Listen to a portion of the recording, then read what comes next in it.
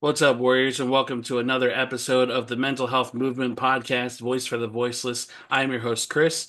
Today's special guest is a physical therapist and yoga instructor and is best known for creating the LYT Method. So please help me welcome Lara Heimann. Laura, how are you? I'm great. I'm so excited to be on here today, Chris. Thank you for having me. Really glad that we got this scheduled and we're able to have our schedules align with each other. So, happy to have you on. Um, so tell us a little bit about yourself. I am a mama and a wife and I'm an entrepreneur. Kind of, I always call myself like a reluctant entrepreneur, or accidental, I should really say, not reluctant. But it wasn't one part of my plan. I am a physical therapist and then went back and got my specialization in neurodevelopmental training, which is really about neuroplasticity in the brain. And then I applied that to my yoga. I was teaching yoga and found that there were some gaps in the way that yoga was being taught and practiced. And I thought that, everyone deserves to understand their body and the biomechanics that are sound practices to support the energy in the body, to support the vitality. And so I just brought those two together and created what's called the LYT yoga method. LYT stands for Lara's yoga technique. Because my branding people wanted my name in there, but I really didn't want my name in there. So I kind of snuck it in with the acronym. And I feel like it's this like onomatopoeia. When you say it, you feel it. We want people to feel lit up in their body, lit up in their spirit so that they have hope and confidence and, just really prioritize their wellness. Whenever I first got the email and I was reading the name of the program, I'm like, oh, is it light? Is it lit? So I'm glad you told me before we started. Because initially when I thought light, I'm like, oh, yoga light, yeah, that makes sense. But then you're like lit, I'm like, oh, okay, well that makes more sense. Yeah, yeah, exactly. Yes, the peace and light and love and light is always a big classical kind of yoga. At least that's what people think of it. And this is a little bit different. It's like encompassing all those things, but in a bright, positive way. That really helps us be in charge of, how we show up in the world. Right. So tell us a little bit about your journey. How did it begin? And what led to the creation of the lit method? Well, I started early in life. I always like to just acknowledge that I had an amazing set of parents and brothers. I'm a triplet. I have two identical brothers and an older brother who's Wow. 2.5 years older. Yeah, so I was just raised in a really wonderful, supportive, academic, inquiring, athletic environment. And so that's really, I think, a huge, stage setter for where I ended up because I always was encouraged to just do whatever I wanted to do and I could be whatever I wanted to be. I knew I wanted to be in health in some way. I was always interested in that. Um, More probably at a subconscious level. My dad was an orthopedic surgeon, and I really got to witness how he helped to be people not just in the surgery itself, but in the listening and the care that he gave to all of his patients. They could call at home. That's really rare. It was rare then. It's even more rare now. And just seeing how amazing that was, a lot of times it was just being heard was healing, beyond anything else. And so I was always fascinated with the body, and so it just made sense to go into some kind of career that was helping people feel their best in their body. And I realized being a surgeon was probably not the best way for me to express that because I knew I wanted to have a family and wanted to have a good lifestyle, and that's doesn't always go hand in hand. Of course, many surgeons do have families, but it is more challenging to participate in the level that I wanted to. So I chose physical therapy, which is also autonomous, meaning we're really independent and also just able to interact with people at a deeper level because we have more time with them. It is not just a 15-minute, assessment. We're really getting to know them, getting to understand, why they're in the situation they are, besides just some kind of acute injury. And then when I started practicing PT, I really thought I would go into sports medicine because I had been very sporty and athletic, but I ended up, my first job was at a rehab center working with older people, and not all older people, but a lot of older people. And that just I loved it so much. I learned so much from just listening to older people and hearing their stories, and they're very attentive, in a different way.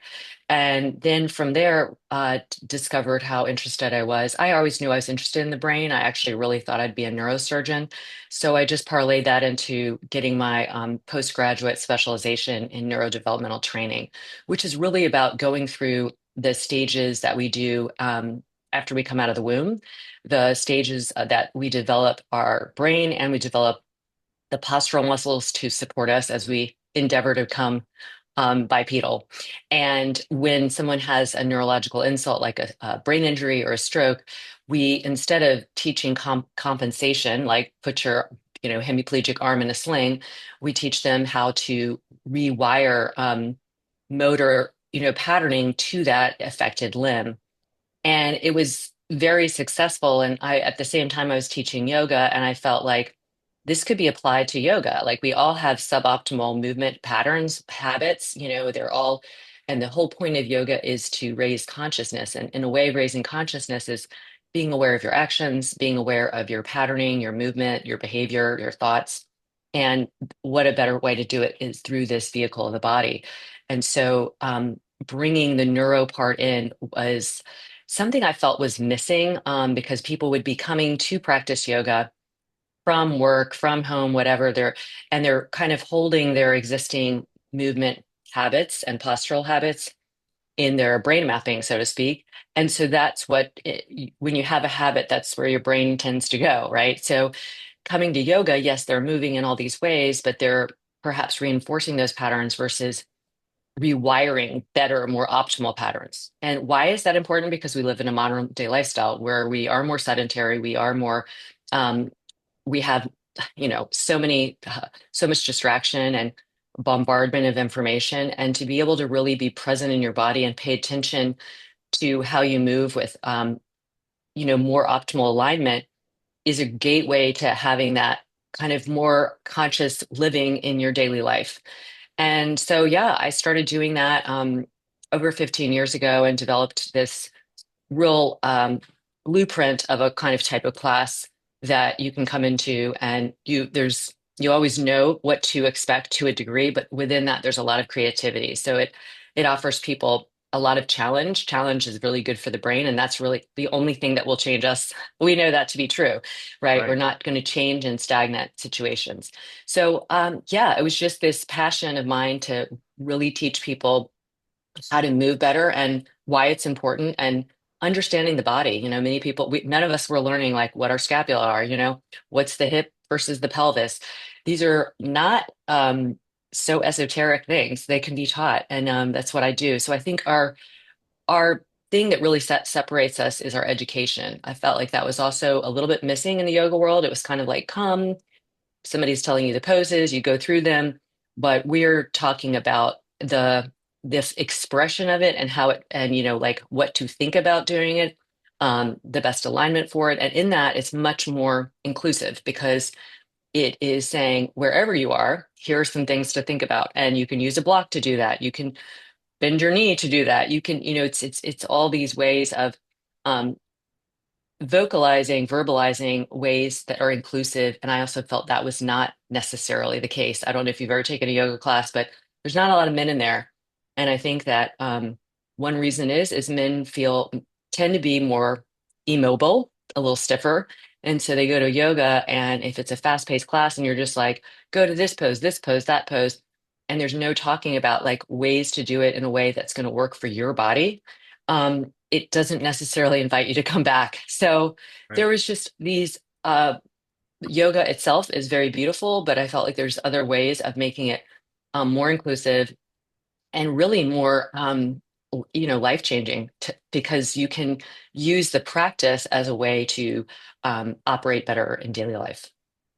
There's a couple things in there that I wanted to grab out of what you're saying, starting at the beginning, and I just want to say, having that support system, growing up and being encouraged to do what you want to do is so important, right? So And important. I love that you incorporated that into your work because, having that support and being able to listen to others. And I say this every single time when it comes to any conversation, whether it's mental health or physical pain. listening to somebody can make a whole world of difference. And as you know, when we listen to both our body and our minds, and when they become one, a lot of powerful things happen there. And I think also before I get to the second thing I wanted to grab, I wanted to jump to the last point of, just how you mentioned that men aren't really in tune to the yoga because, like you said, it doesn't feel inclusive because we're not as limber as women are, and that's just physical facts. I mean, but being able to talk through those sessions with men and being able to say, like, there's a way you can do this without hurting yourself or without causing more pain, and encouraging them to come back. And I feel like, like you said on your second point of just this world, so much information and so much bombardment of everything. It's so hard to be present. And I feel exactly the same, especially when we're on our healing journey, whether that healing is emotional pain, mental pain, or physical pain. So many of us struggle to be in the present moment because we're so focused on the pain that happened 6 months ago. We're so focused on stuff that happened to us while we were younger. So I definitely want to reinforce that point of being present, especially when we're healing, because I feel like that is one of the most important things that I've heard in a while. Well, and you know what? Here is the thing that I think people know if they've experienced it, but the body is always present. Yeah. It's always present. It might carry memories. It might carry, practices that made it feel tighter or painful or whatever, but it's in this moment. So even if it's just putting your hands on your body to that people know that that's very grounding. Well, grounding is just bringing you into this present moment. And so that's the beautiful thing is like practicing on the mat through the movement of the body is is one of the most successful ways to get into that present moment. And in doing that, you're training your brain to really pay attention to the sensations, to the conversations you might have in your head that are just not really necessarily working for you. And you can change them, but you can change them through the vehicle of the body. And it's really successful. And I've seen this over and over. Everyone will say, I'm never thinking about my laundry list when I'm practicing lit, And that's what they're saying is, I am really in tuned. I'm fully integrated and harmonious with the experience that I'm having. And with all the distractions that are going on around us every day, I feel like it's very challenging if you're not willing to silence those distractions, right? Um, I feel like when it comes to when I'm doing my therapy sessions, I have to have like my fan off. I can't have like anything going on around me because like I want to focus on what I want to talk about. And if I'm not in tune to what my therapist is saying, then it's not beneficial for me. It's just kind of like, okay, well, I heard what you're saying. Let me just read off what I was going to talk about next. And I don't want to be that way. I want to, be present for that. So grounding, I feel like is something not enough people do. And I Mm, can imagine how exactly. important that is in the yoga field. It's really important. And, grounding can happen physically, like, again, just literally putting your hands on your body, being in your body, being in tune with your body. And it can also happen, like you said, in this way of listening, like how you listen to yourself, how you listen, even listening to the person giving the instructions and the education. All of that grounds you in that moment because you're listening and taking it in and processing it versus, being distracted by something else, like you said. And so all of those things are super important because then again, we have more of a fighting chance of carrying that into aspects of our lives. Absolutely. Um, so how does the LYT method differ from traditional yoga practices? So traditional yoga practices, there's different forms. Obviously, when I'm going to talk mostly about the forms that have movement in them or asanas, because that's really more parallel to what I'm doing. And much of the lit is rooted in that, but it also incorporates my physical therapy background and neuroscience background. So, if you went to a kind of more traditional vinyasa class, there would be probably a moment of grounding, whether it's like sitting or whatever, and then you kind of start moving in big ways, whether it's a sun salutation. and then you do some poses, almost seemingly like a little bit of a checklist. They might change and vary. Some teachers teach the same thing, some teachers teach multiple things, but the big difference in lit is that we are going to prime your body, your nervous system, and your brain prior to doing any big movements, because we want to rewire, and to rewire we have to like kind of go in a side door. And so we start on the ground. For instance, we do things, all the neurodevelopmental things. We start off like doing bridge, we do some abdominal core work, we get into quadruped, because all of this movement on the floor gives you a lot more support to your center of mass, which is your pelvis. And a lot of the changes that we incur from sitting so much from the time we are at a desk as a kid, and then on into maybe professional life, most people are pretty sedentary or in one position a lot.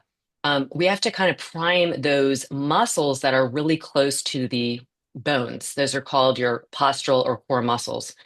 And those have gotten, for a lot of people, quite snoozy over time. The messaging to them, the brain body connection to them is not as strong. So if you went into a regular, more traditional vinyasa practice, you would warm up the body, you would move and lubricate the joints and the fascia, but you're not necessarily going to change patterning of the way you move, the way you stand, the way you breathe.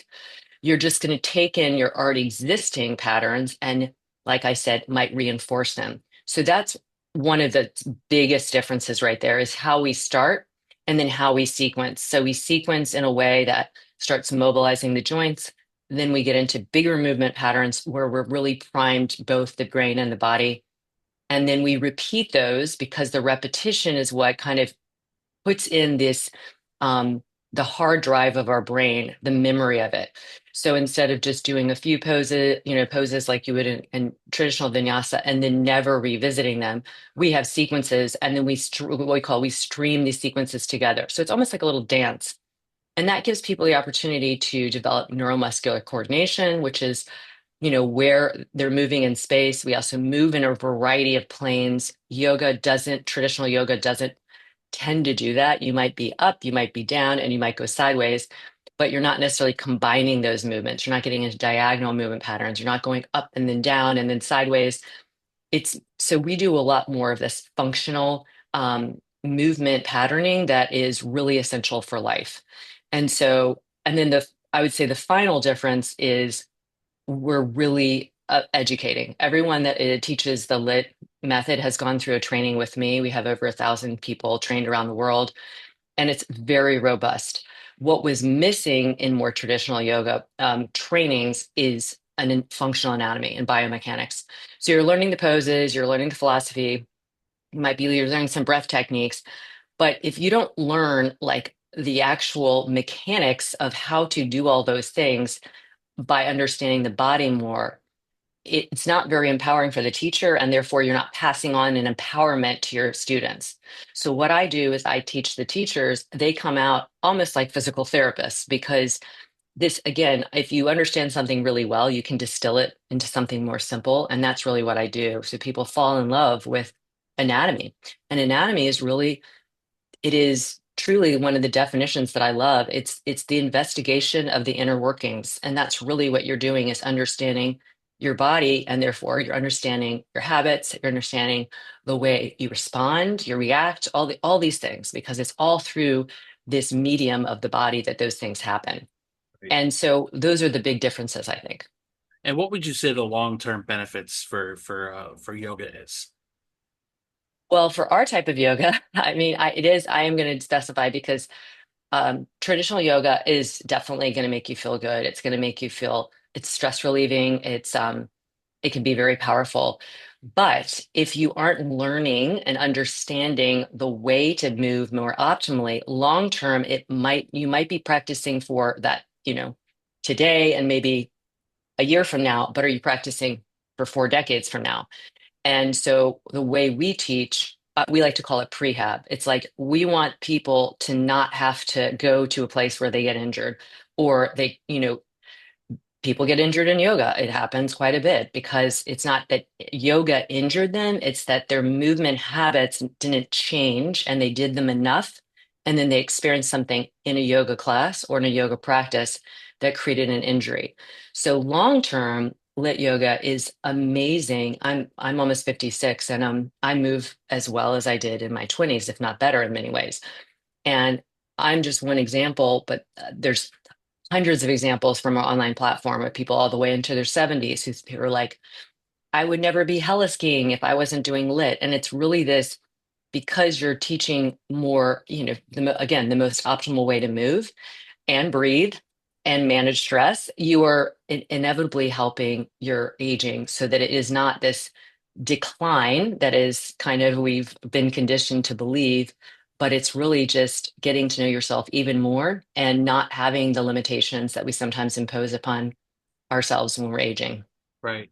I don't know if you know of this program. Have you ever heard of DDP yoga before? He's a former No, wrestler. So no, I, he helps a lot of like older wrestlers who aren't mobile anymore. And one story that sticks out to me because you had mentioned 70 something year olds and them just being able to be mobile again because of your program. So there is this wrestler, Lex Luger, from like the 80s. He was really big like Hulk Hogan, and he was wheelchair bound. So, again, when doctors are just telling us, oh, well, just comes with age and your body's damaged, and this is unfortunately the reality you're gonna face. This last like year, his yoga program has given this guy the ability to stand up out of his wheelchair and walk again when doctors told him mm, he couldn't. And I can amazing, only imagine amazing. like if you have any stories like that yourself, who if there are anybody that you have personally worked with that maybe wasn't mobile or maybe wheelchair bound. Do you have any stories like that or any instances like that? Yeah, I mean, one that comes to my mind, this woman was, I think, 68 at the time, and she had been at a desk for 30 years and had excruciating neck pain and cervical spine, um, issues that were leading to this neck pain and what had already scheduled a surgery. Was very skeptical about it, didn't want to do it, but was also just, when you're in pain that long, it's like, seems like this, I've got to do something. And then she just stumbled upon me on Instagram, and I happened to just be saying something about neck and something, and she contacted me, and then she started doing the program. She put off the surgery. She's now been practicing, I think, for 3 years. She is completely pain free. She said, I'm walking. I wasn't even able to walk for half a mile because I was in so much pain. So, she just went on a hike in Europe with her husband, and Wow. um, yeah, I mean, it can be as we know, pain is a huge um, it's massive what it does to your brain, what it does to your mind, what it does to your body.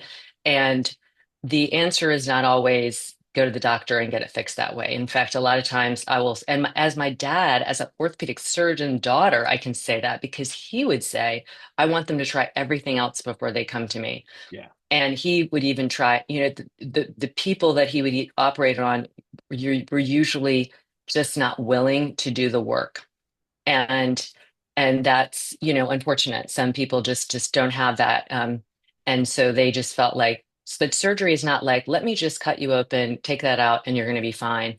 There's always some kind of potential that it won't help at all. There's after recovery from the surgery, there's scar tissue, there's all kinds of things that you have to consider.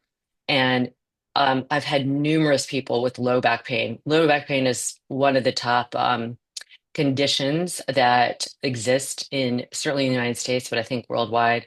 And I've had people who were practically like immobile because of their low back pain and started our program.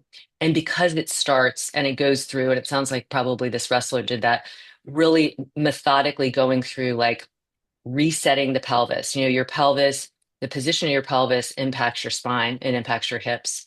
So your hips are where your thigh bones, your femur come up and they meet the pelvis, and the movement between that of the femur inside the pelvis is the hip joint. The pelvis needs to be stable as the hip is moving. And a lot of people don't know how to differentiate that. And then when they move the pelvis instead, because their hips become less mobile, it usually impacts their low back. Right. And when you just change something like that and teach people about that, it not only changes the potential of how they move, that it's how they also understand. It's very empowering to actually know, like, oh, I can do this. I don't need to have somebody tell me. I don't need to go to a doctor. And that isn't to say doctors aren't great, by the way. Yeah. They're wonderful, but it's that the knowledge is power. And when you understand your body, it's so powerful because Yeah. you can say, you can wake up and be like, oh, I'm having some pain today. I'm not going to just stay in bed and just, marinate or fixate, hyperfixate on that. I'm going to move and I'm Right. going to move in a very intentional and functional way Mhm. to help alleviate that pain. And that's been hugely true for these people with low back pain. Right. I love that your dad says I want them to try everything before they come to him. And I had tore my shoulder back in I think 2016, and I was working in a bakery and trying to do wrestling school at the same time. So I'm using my arms a lot. And I remember visiting the doctor, and the first thing he says is like, "Oh, well, do you want some pain meds?" I'm like, "No, I don't want pills. Like, just tell me Mm. what I can do to get, I want to get better." He's like, "Oh, you can try physical therapy." I'm like, "Dude, I cannot move my arm. Like, I don't think you understand like how bad this is." And he's like, "Okay, well, we're gonna schedule a surgery appointment and take a look." So when I went to have my follow-up appointment with him after the surgery, he's like, "Oh, you're lucky you came in here to get the surgery done because it looked like somebody put the muscle in a blender." I said, "Dude, I like you said, you know your body." And it blows my mind that the first thing that so many, not all, that a lot of doctors first thing is pills. And it's like it's Oh, so yes. discouraging for so many people. And Low back pain is a huge one for that. yeah, It's almost it's and then there's been, research on this and all that, but pain pills are just not the first line ever. They should be um, quite frankly, I don't think anybody should be on them unless it's like a, post-traumatic incident or surgery itself, and then it should mm, really be dosed accordingly. But yeah, my mom just had her knee replaced about a year ago, and she never took the pain pills. wow. And I'm not saying go that route. She's a tough bird. She had triplets without medication, vaginal birth, etc. She's walked around on a broken hip, blah blah blah. But you can kind of like we can endure more than we think we can if the end benefit is going to be greater. Yeah. And, it's always, that's the other thing I started to look at when I was examining the traditional way yoga was practicing. I looked at like cost benefit, and there was just poses that to me made no sense for us to be practicing, but they're practiced regularly, going and doing a headstand. The cervical spine are very small. They're not made for weight bearing. And yet that's taught regularly to various populations of people, not necessarily knowing their background and stuff. I've treated people who injured their neck doing yoga, practicing that, and I was that. literally So gonna say that. Like, I would think your yeah, neck would break. it's just so it's like I started looking at it with discernment, like cost benefit. What is the benefit of this? Okay, you're inverting. There's so many other ways to do that without putting the weight in your head. So I teach people to put their forearms down. They're going to get a lot more shoulder strengthening.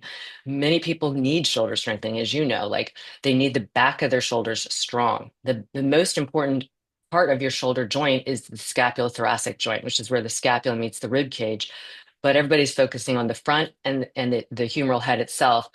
The way to improve all of that and the alignment of it and the conditioning of it and the performance of it is to focus on that back strengthening. So we do a lot of that kind of work, which is very powerful as well. Right. Can you explain the role of actually no, we got to that, my bad. Yeah. What are some common misconceptions about yoga that you aim to address through your teachings? Well, one is that, it's not, you have to be flexible. That's a huge one. Like, I'm too tight to do yoga for that very reason I was mentioning long ago, whether you're a man or just somebody who has mobility. And by the way, there are men who are more mobile, but because of musculature and kind of tending to gravitate toward movement and, maybe weightlifting or whatever, that really gives you more muscle mass in what's called your mover muscles, which are the most, or your show muscles, then the underlying muscles are not necessarily as strong, and then the joints are not necessarily as mobile. So that would be the first thing is like you come as you are. Anybody can come and improve. And so this is not a competition with anyone. This is just really an experience of trying to understand your body more and understanding your body um, in motion and how you can take care. It is your home, like it is the longest relationship you're going to have. So it's really improving the relationship with your body because it is your home and feeling more at home in your body, feeling safer, and when you feel safer and stronger, that your nervous system also feels safer and stronger. So that would be that's like, I think the biggest kind of boundary for people or barrier for people, barrier to entry is they don't think they are flexible enough. They think that yoga is just about stretching. And yoga, again, is about raising consciousness and understanding yourself more so that you can be a more, whole person, that you can feel really strong and capable and courageous and all those things. When you feel that way, you are a better person, not only for yourself, but for those around you. Right. And I feel like, you mentioned the yoga shouldn't be a competition and it's not a competition. I feel like what would be the best advice you would offer to somebody like that's curious into starting their yoga journey and not really sure where to start? Mm. Well, I would say a few things without promoting my product and much more my brand, is that join, like, ask some people that you know, friends, family members, work, like, get to know somebody who loves a place that they practice and ask to join them, ask to come to a class and, say, I've never done this before. Is this class good for somebody who's more of a beginner to this? But kind of, I find the people that have the most success is word of mouth. Is like somebody else loves this place, they love the community, they love a teacher, they whatever it is, and just join them. And it might be, and they might say, "Oh, the class that I love is going to be, not the speed for you, but here's another one."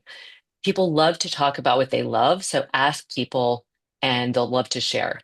Um, the second thing is, what I wouldn't do is just go online and just randomly look at, someone who looks like they know what they're doing. Because as we know, and this goes across the board, whether it's personal trainer, physical therapist, yoga teacher, like the way you present is certainly one way, but you want to really know, does this person understand? Are they educating? This isn't about this person showing you all the things they can do and all. It is truly about, are they conveying the knowledge? So I would really like deep dive into that. I've seen people go astray when they join a nutrition program with a person who has no background, but they just look the part. And it's the same. There's just so much you could choose from. And as a consumer, you have to be extremely particular and really, really do the investigation. And that again is why, asking somebody who already seems to have a practice or whatever. So those would be two of my main points. And then finally, try out our platform. And for all your listeners, I'll make sure that I give you a code. They can try 5 weeks for $5, which is a really reduced rate. We have over 1,000 classes. They're at all levels, and they're all taught by people that have been trained by me, many who are also physical therapists. So we're really going to educate you. And I think that's a great entry point because if yoga is new to you, then probably understanding your body and moving well is also pretty new to you. Yeah. And you want to really start with that beginner's mind and learn from the beginning how to move well, because then you don't have to unlearn um, some patterns of movement that are not going to be serving you long term. Right. Yeah. And you had mentioned the amount of options that we have as consumers, and I feel like so many of us are guilty of not researching enough sometimes. And Yes. um, Yes. when I was Yeah. doing the gym, before I got unmotivated and stopped going for a while, my friend was like, "Oh, we should hire this personal trainer." I'm like, I'm not really big on the personal trainer idea because it's like they're at a different level of their fitness, and what works for them might not work for me. And, Hmm. again, being a consumer and giving somebody money, it's like, I'm not really crazy about that. And then No, having another yeah. experience from a friend hearing how inconsistent his personal trainer is, but he's still paying him. I'm like, nah, like Yeah, it's that's my so problem. true. Like you have to be such a like an investigative consumer. And yes, think like if I'm going to spend money, if I'm going to spend a resource of my time, I want I want the best outcome. And that's where somebody that has an abundance of experience, I think also education, experience, like somebody could be a personal trainer for 20 years, but still not really understand the body that well. Right, They just happen to know, great exercises to do and have been pretty successful with that. But somebody who really understands the body can really make it individual for the person in front of them versus just having a plan that, everybody's going to do. right. And I feel like that goes with therapy too. And a lot of people get discouraged by how many therapists they've gone through. I have a really good friend who I think she said she went through 5 therapists before she actually found one. And she felt really down on herself. She's like, I feel like it's a me problem. Like, listen, there are No. a lot of people Good for that her go for through. like saying like, Yeah, you know what, this isn't feeling. I mean, I think that's the other thing is like um exit early, right? Like if something isn't feeling good for you, like it is then because it's a two-way street. If it's not working for you, that doesn't have to do with you. That has to do right. with you're not getting your needs met. Absolutely. And I feel like, we're our number one priority. And, they might have several different clients where it's like, oh, well, they lose you, it might not be a big deal to them. Yeah. If somebody's willing to put in the time and commitment to help you and help you understand your body, help you understand what your needs are and where you want to be, I feel like that's the most important part of whether it's physical therapy or whether it's traditional therapy. Hmm. Yeah, I agree. And, that's one thing when we created the online platform, we wanted to just like give an abundance of uh, a variety of classes. We have a community on there as well, a community page where people are so welcoming and so just supportive. So if somebody new comes on, if anybody's going to try it out, go to the community page and be like, "Hey, I'm new here. What are 5 classes you recommend?" Because we'll send out emails with very specific things like try these classes. We have a whole like launch pad which introduces you to lit and brings you in nice and slowly. We have a start here series, which is really we created with this idea that an 80-year-old grandmom should be able to come in and do it. So it's more almost prehab, like some physical therapy oriented type exercises. And then we have all of our many, many classes with different themes. And it can be a little overwhelming, even though we really give you a track to go to. So asking other people, like, when you were new, what did you find? Or what do you come back to all the time? Right. Um, this is my favorite question that I wrote for you because I feel like it's important for anybody who's passionate about what they do. So, how do you stay motivated and continue to innovate in your own field? I'm true to myself. Above all else, I won't betray myself. So I'm very true to that. And because of that, I create the things that I feel are needed by me. And therefore, I know as a human, everyone needs it. I really wake up every day. I'm so inspired by the people in my community. I'm so inspired to help people who are in pain, physical, mental, emotional pain. All of them, there's an intersection where the movement experience helps. It's like the best medicine. They say movement is medicine. It truly is. And so, and then I have a very creative brain. And so moving is like I go to bed and I'm thinking of different movement patterns. Like, so it's just, and because I do that and I'm really, again, true to myself, I think that that I never feel stale or uninspired. And I've been doing it for 30 years. I love that. It's funny. I run a Facebook page for this podcast. It was the mental health group before I started this podcast, but somebody's like, "How do you have time, or how do you catch every single post on there? How do you reply to everybody?" And I'm like, I don't know. It's second nature. It's you stay motivated to help people. And, much like yourself, how you said you think of new ways to help people. And for me, I feel like mental health over the last maybe I'd say 5 to 10 years has the conversation has become broader, right? It's easier Yes. to have these conversations. It's easier for somebody like myself who is a man to be able to tell his story because, obviously men aren't in that conversation of being able to share very much, unfortunately. But we're finally at a time where we're making that progress. And I remember saying to my moderators, I said, if you guys could, just make sure whoever's coming in, it's on a spam page and everything. And I said, I think I do too much, and I'll research their Facebook page before welcoming them in. And I said, I maybe it's too much, maybe it's just I care who's in here. Um, Hmm. I love and that. I love that.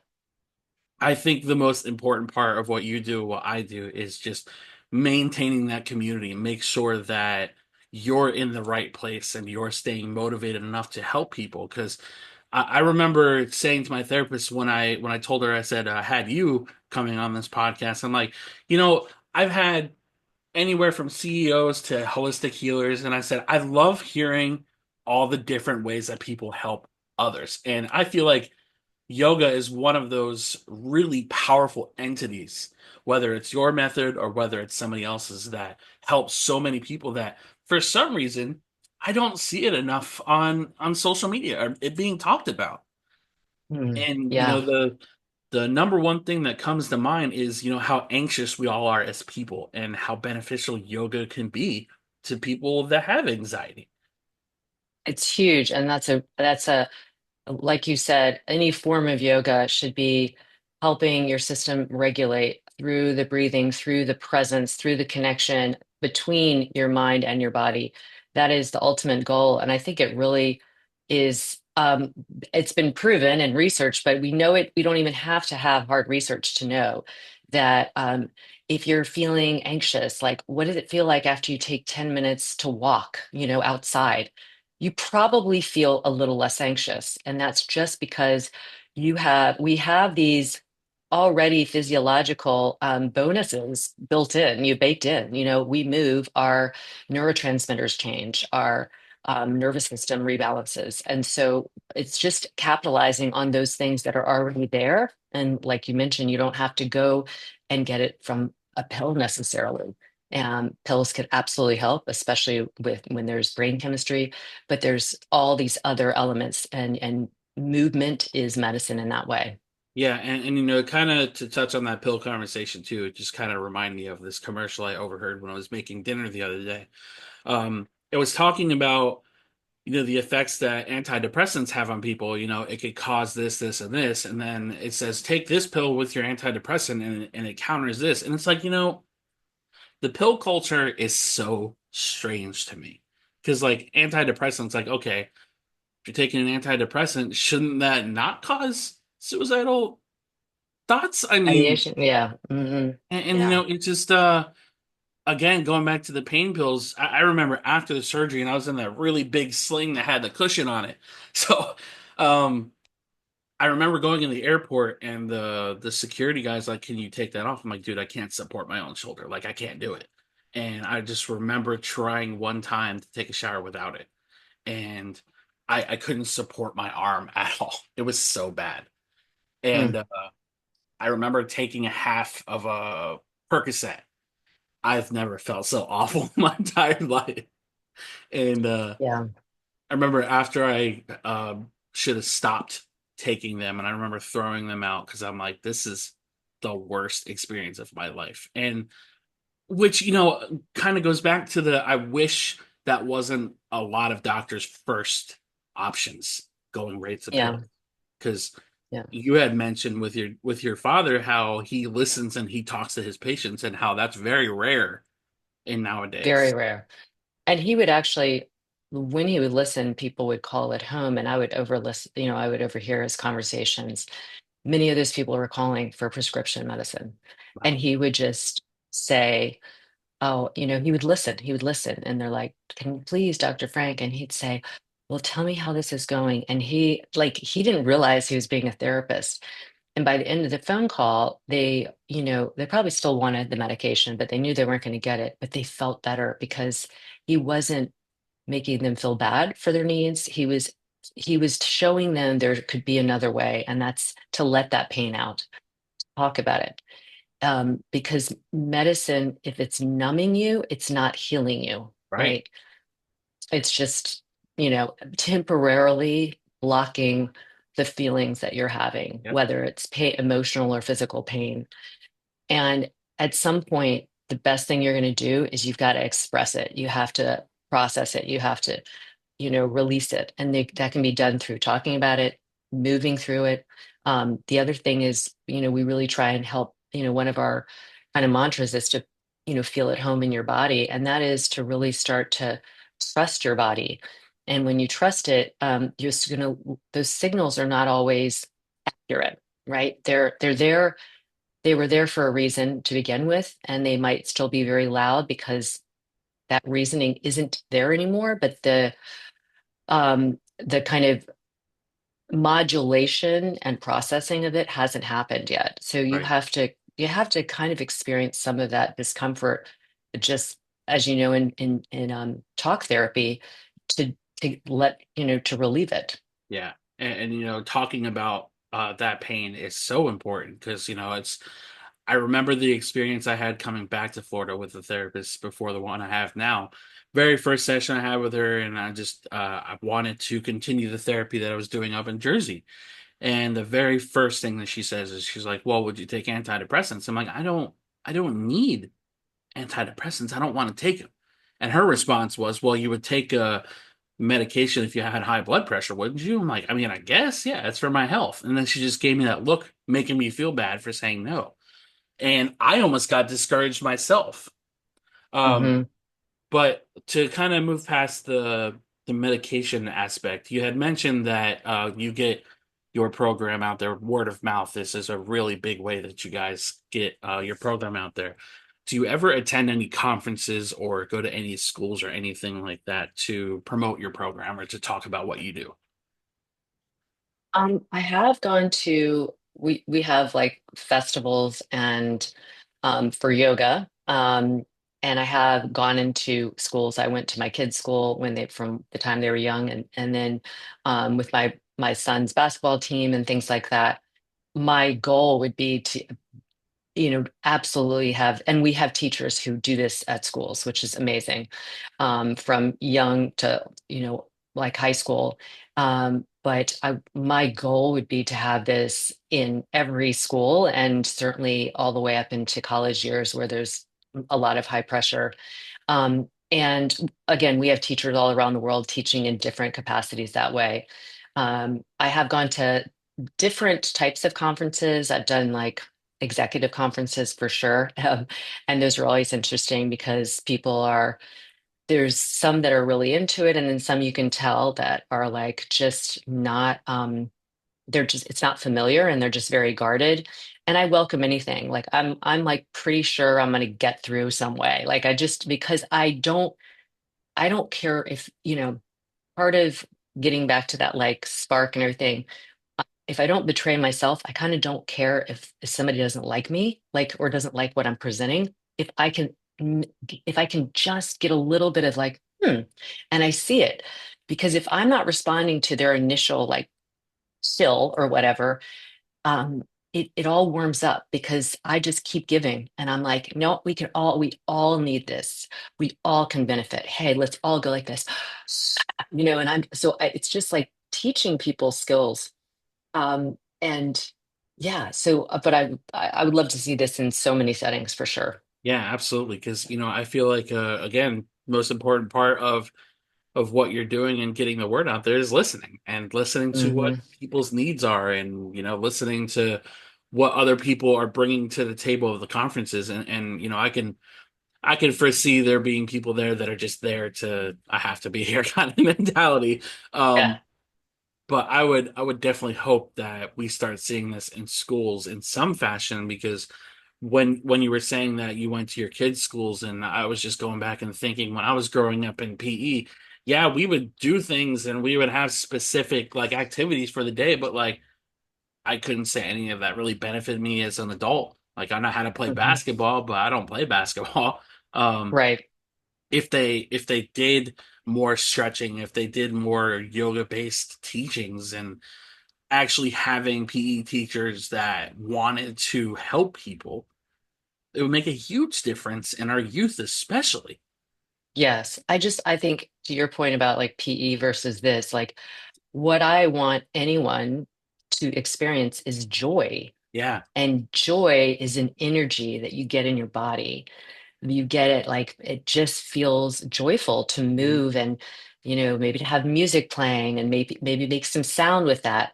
So I'm also a little less serious than some traditional practices, like where you put on the yoga. Like for me it's like, no, life is so serious. This is Yeah. not the time to bring in that like yoga face, right? This is like, I want people to feel joy. Yeah. And so that's why I'm really determined, no matter who it is, to just get a little ounce of that, to be like, you might have thought you couldn't feel this way because people don't prioritize their health. Unfortunately, they don't prioritize their wellness.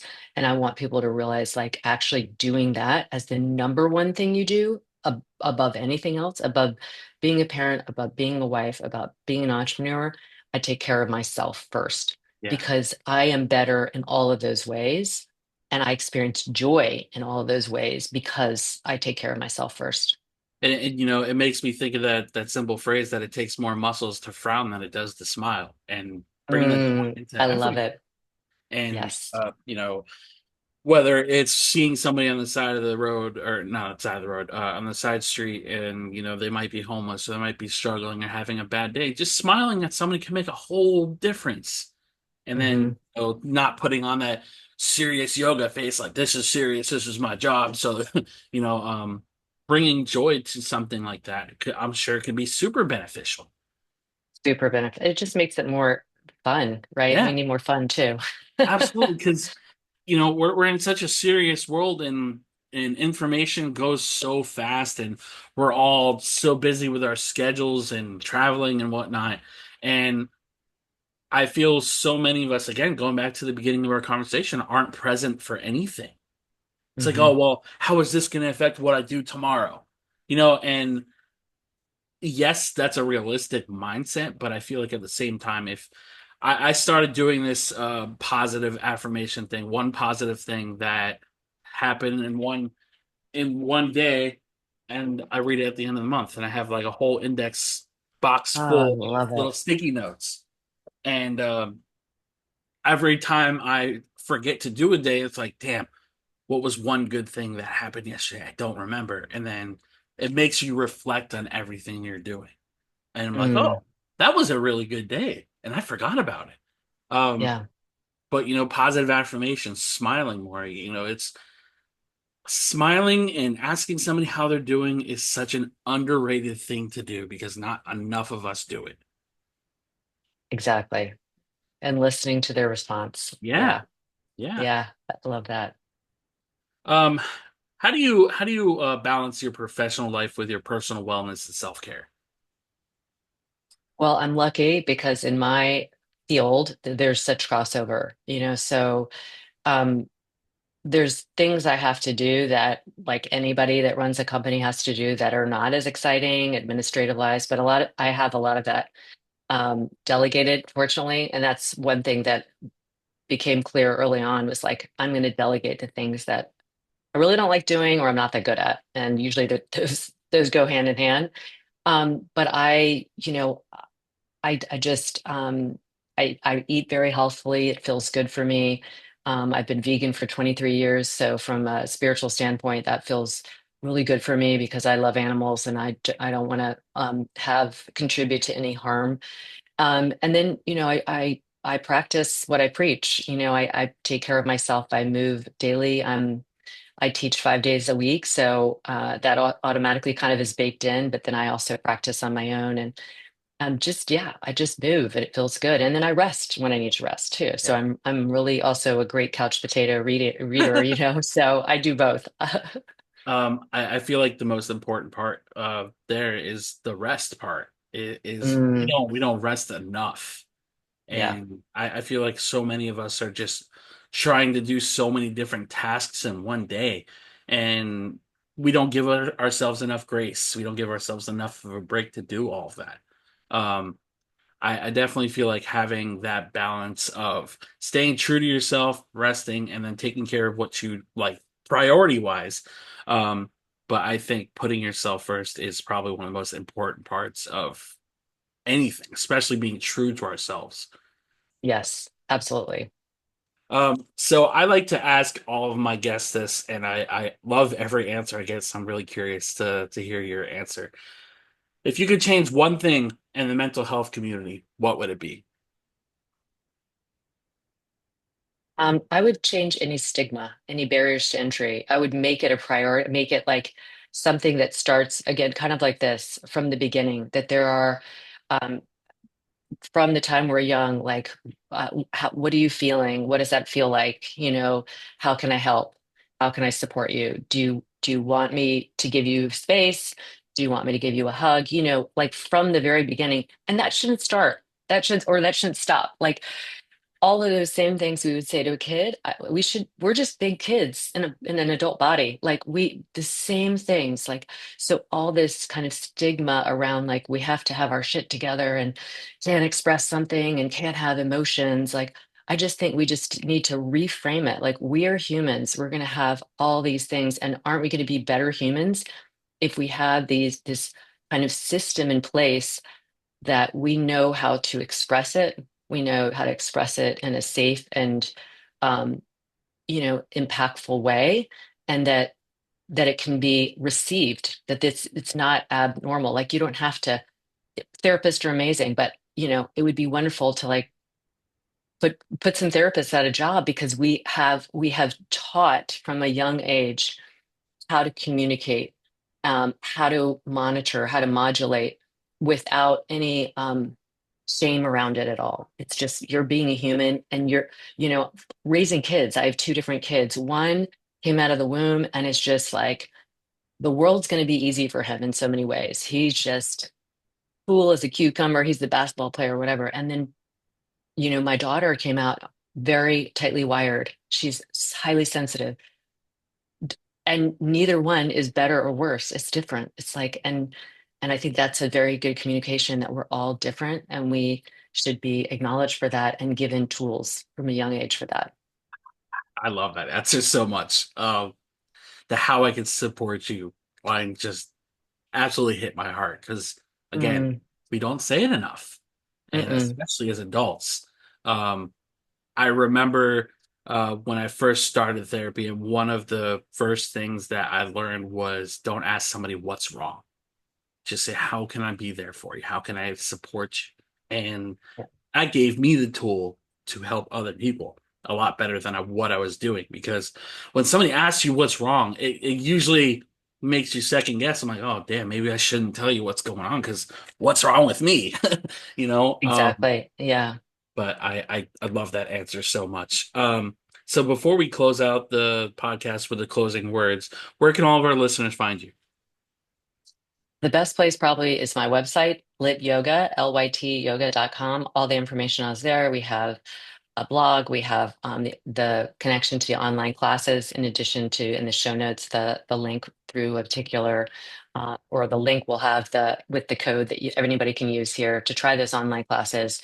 So I would go there. They can also find me on Instagram, Lara.Heimann. Just come in and DM me. Like you, I love answering. People are sometimes shocked when I answer. I'm like, this is what? This is a two-way thing. This is like, Right. I'm here to communicate. So I love it when people come by and say hi. Perfect. So at the end of every podcast, I like to read a mental health quote or inspiring words for today's podcast. If you have anything, feel free to share. If not, no pressure at all. Well, I have so many quotes. I love quotes. I write them all down. One that just comes to mind, which I think is really powerful, is whether you think you can or you think you can't, you're right. And that was by Henry Ford. And I just love it because it really shows us the power of our thoughts. Yes. And in fact, on our lit mat that I designed, the very front of it, it says I can. Because if we can put I can into our hearts and our souls and our thoughts, it just it's like it breaks the glass ceiling, right? Right. Because our thoughts. direct our actions and our behaviors. So I love that one so much. It's simple and very profound. Absolutely. And the more times you say that, you have that conversation in the mirror and you say that you're enough, that you're worthy of Mhm. all these things, your brain will stop giving you that feedback of no, you're not, of you're not worth it or whatever. Those affirmations are so, so important. So I love that quote. That's actually one of my favorite quotes. Yeah. Um, so I have a quote. I kind of found this maybe about 20 minutes before we started recording, and I thought it was very fitting for what you do and everything that we represent as people. This is by John Acuff, and it reads, "Don't compare your beginning to someone else's middle. Mm, I love that. We are creatures of comparison by default. It happens, and." Every time that somebody starts a healing journey, it's like, oh, well, I'm going to therapy. Why don't I feel as good as you do? And I started physical therapy or I started yoga and I still don't feel great. It's like, no, healing's not going to happen overnight, guys. And that's something I constantly want to remind my listeners and just whoever else is listening is healing is not going to happen overnight, but you got to be willing to put in that work, no matter what it Hmm. is, whether it's a relationship, whether it's your therapy, whether it's yoga, it's all the same. It all lines up into one conversation. Amen. And um, comparison is the thief of joy. it Another great really quote. is. Yeah, Yeah. it really is. Um, Thank you so much for being on today's podcast, Laura. You were terrific. Thank you, Chris. This was really such a pleasure and really just gave me a smile for the day. So thank you so Good. much. For all my listeners, thank you guys as always for your support. Until next time, much love. And as always, be gentle with yourselves. Take care, guys.